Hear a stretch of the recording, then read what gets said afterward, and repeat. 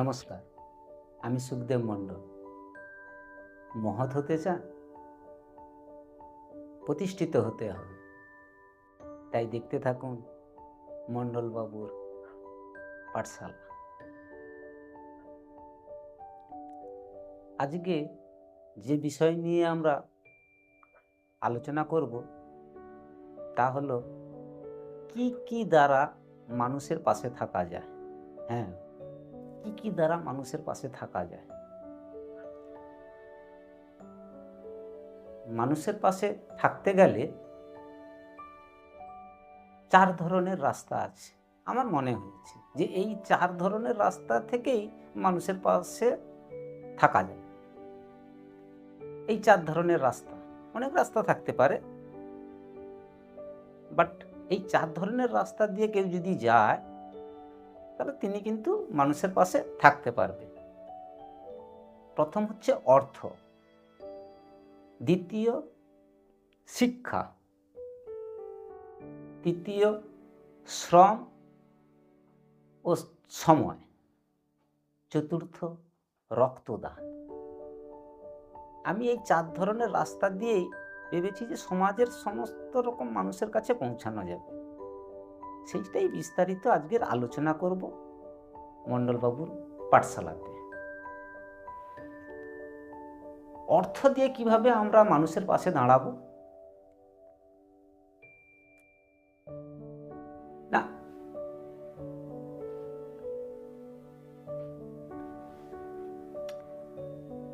অর্থ থাকলে বৃদ্ধাশ্রমগুলি এবং ধর্মীয় প্রতিষ্ঠানগুলিতে আমরা সহযোগিতা করে মানুষের পাশে থাকতে পারি। বৃদ্ধাশ্রমে অর্থ যদি দান করা যায় তাহলে বহু মানুষ সেখানে উপকৃত হবে।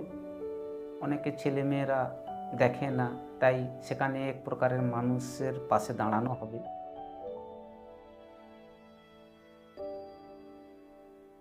ধর্মীয় স্থানগুলোতে অর্থ দিয়েও মানুষের পাশে দাঁড়ানো যায়। ধর্মীয় স্থানগুলিতে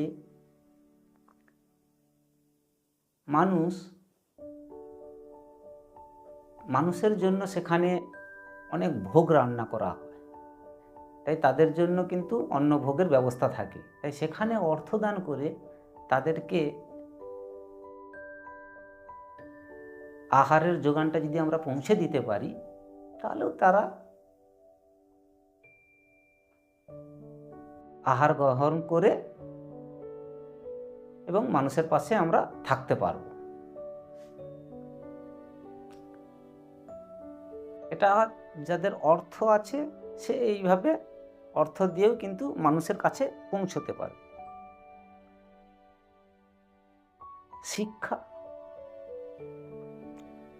শিক্ষা যদি কারোর থাকে সেও কিন্তু অন্য কিছু করবে না, শুধু শিক্ষার মাধ্যম দিয়ে কিন্তু মানুষের পাশে দাঁড়াতে পারবে।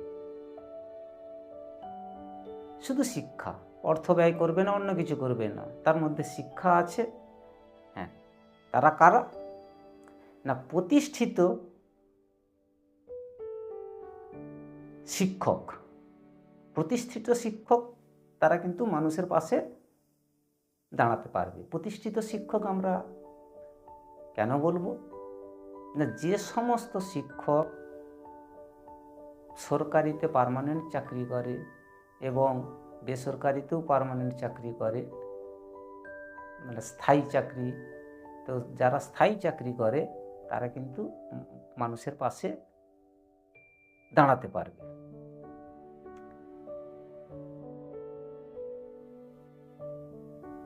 তাই যেন প্রতিষ্ঠিত, এবার আপনারা মনে করছেন যে প্রতিষ্ঠিত কেন, যে কোনো মানুষও তো দাঁড়াতে পারে না। প্রতিষ্ঠিত হলে মানে এই বললাম স্থায়ী চাকরি।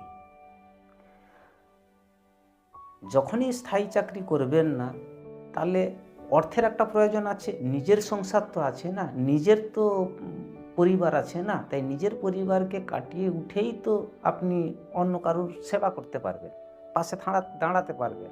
তাই জন্য যতক্ষণ না আপনি প্রতিষ্ঠিত হবেন ততক্ষণ কিন্তু আপনি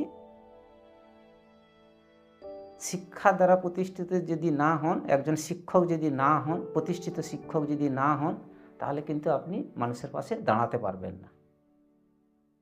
আমার মনে হয়েছে যে না, কারণ আপনার ইচ্ছে থাকলেও আপনার কাছে অর্থ থাকবে না, না?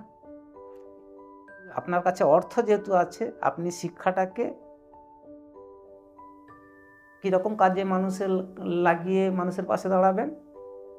না, যেসব গরিব দুঃখীরা, যেসব গরিব পরিবার আছে তাদের ছেলে মেয়েদেরকে বিনা পয়সায় পড়িয়ে এই শিক্ষা দান করে কিন্তু মানুষের পাশে দাঁড়ানো। এরপরে আছে সময়। সময় ও শ্রম। আমি 3 নম্বর কথা বলছিলাম, সময় ও শ্রম।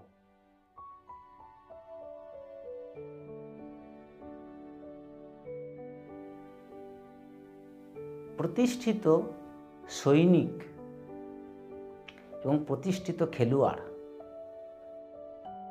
তারা কিন্তু সময় দিয়ে, শ্রম দিয়ে মানুষের পাশে দাঁড়াতে পারবে। যতক্ষণ না প্রতিষ্ঠিত হবেন ততক্ষণ কিন্তু আপনি এটা করতে পারবেন না, কারণ আপনার পরিবারে তো অভাব থাকবে। প্রতিষ্ঠিত খেলোয়াড় কাকে বলে? যারা ন্যাশনাল, ইন্টারন্যাশনাল খেলেছে তারা কিন্তু প্রতিষ্ঠিত, তারা কিন্তু যে কোনো মানুষের পাশে গিয়ে দাঁড়াতে পারবে। যেসব গরিব পরিবারের ছেলে মেয়েরা খেলার জন্য যে ট্রেনিং, সেই ট্রেনিংটা যদি বিনা পয়সার অভাবে তারা করতে পারে না, তাই বিনা পয়সায় যদি করে তাহলে সেই সব পরিবার উপকৃত হবে এবং প্রতিষ্ঠিত খেলোয়াড় কিন্তু মানুষের পাশে দাঁড়াতে পারবে। এবং প্রতিষ্ঠিত সৈনিক, অনেক ছেলে মেয়েরা আছে গরিব পরিবারে, তারা কিন্তু ভালো করে ট্রেনিং না নিতে পারায় তারা কিন্তু অনেক জায়গায় রানে হোক, ফিজিক্যালে হোক কেটে যায়। সেইগুলো কিন্তু করার জন্য কিন্তু সৈনিকের প্রয়োজন। কিভাবে দৌড়ালে, কিভাবে কি পজিশন করলে তারা রানে টিকতে পারবে, তাদের শরীরের গঠনটা কি করে হবে, তাদের কোন কোন ব্যায়ামগুলো দরকার, এগুলো কিন্তু একজন সৈনিক, প্রতিষ্ঠিত সৈনিক, তারা কিন্তু মানুষের পাশে দাঁড়াতে পারবে। আপনারা ভাবছেন, আচ্ছা প্রতিষ্ঠিত, যতক্ষণ না আপনি প্রতিষ্ঠিত হবেন ততক্ষণ আপনি অন্য কারোর পাশে দাঁড়াতে পারবেন না, কারণ আপনার পরিবারের তো সেই খিদেটা আছে না, আপনার পরিবারে তো সেই অভাবটা আছে না। আপনি দাঁড়াবেন কি করে? আপনি কাটিয়ে উঠুন, তবেই তো গিয়ে পাশে দাঁড়াতে পারবেন।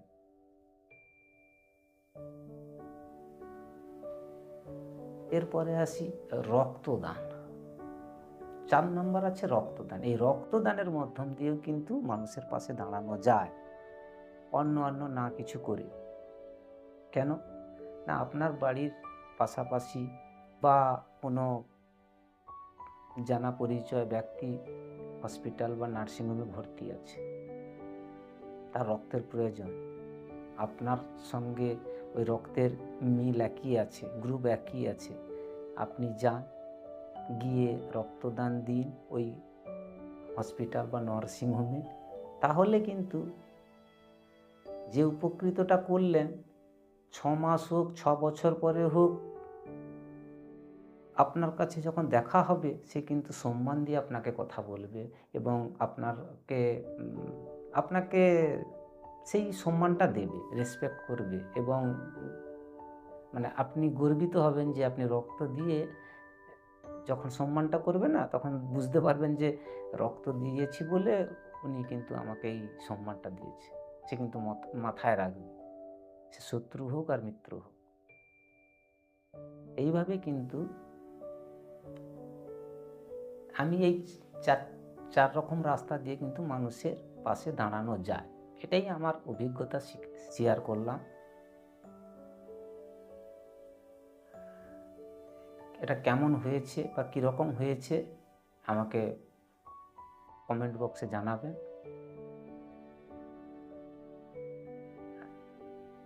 তাই দেখতে থাকুন মণ্ডলবাবুর পাঠশালা।